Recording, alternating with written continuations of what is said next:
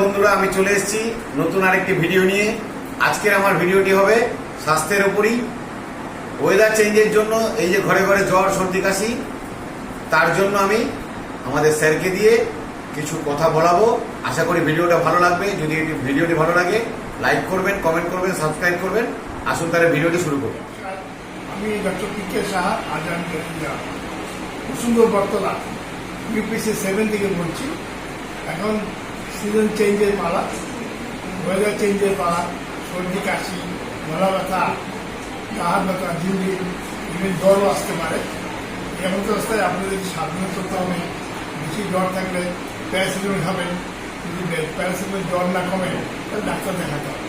আর dengue, malaria আর আপনার typhoid তিনটে test করে নিতে হবে। যদি আপনি 3 থেকে 4 দিনের মাথায় জ্বর না কমে, ঠিক আছে। আর যদি আপনি খাওয়া দাওয়াটা একটু বেশি করে জল খেতে হবে, যেটা খান তার চেয়ে 1 কিলো 2 কিলো বেশি জল খেতে হবে। স্বাস্থ্য খাওয়া খেতে হবে, ফল খেতে হবে, কিন্তু বেশি এক্সারশন থাকা যাবে না, ঠিক আছে। বাইরে খাওয়া একটু কমাতে হবে। নিজেকে একটু সেগুলি করতে হবে, সুস্থ থাকতে হবে। এইগুলো আমি জানাচ্ছি। যদি কোনো অসুবিধা হয় আপনি আমাদের সেন্টারে চলে আসবেন।